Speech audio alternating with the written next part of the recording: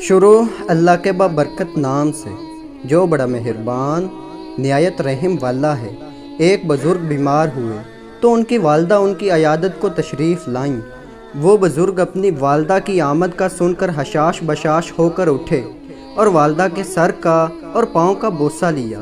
اپنی حالت کا ادراک ان کو نہ ہونے دیا اور نہایت چستی کی حالت میں بیٹھ کر والدہ سے بات چیت کرتے رہے، مگر جو ہی والدہ گھر سے رخصت ہوئی یہ تکلیف کی وجہ سے بستر پر گر پڑے اور ان پر غشی طاری ہو گئی۔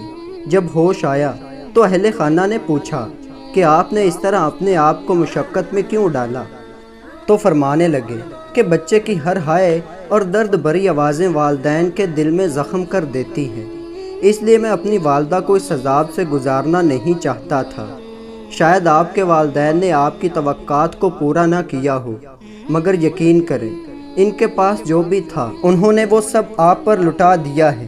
جب ہم زندگی کی رونقوں میں مشغول ہوتے ہیں تو بھلے والدین کو بھول جائیں، لیکن دکھ میں سب سے پہلے وہیں یاد آتے ہیں۔ والدین کی قدر کرو، یہ وہ درخت ہے جو اکھڑ جائے تو پھر کبھی نہیں لگتا۔ ان کی خدمت کر کے دعاؤں کے پھل سمیٹ لو۔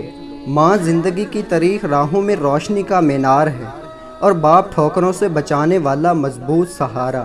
تو دوستو، اللہ تعالیٰ سب کے ماں باپ کی عمر دراز کرے اور جن کے والدین فوت ہو چکے ہیں ان کو جنت میں اعلیٰ مقام عطا فرمائے، آمین۔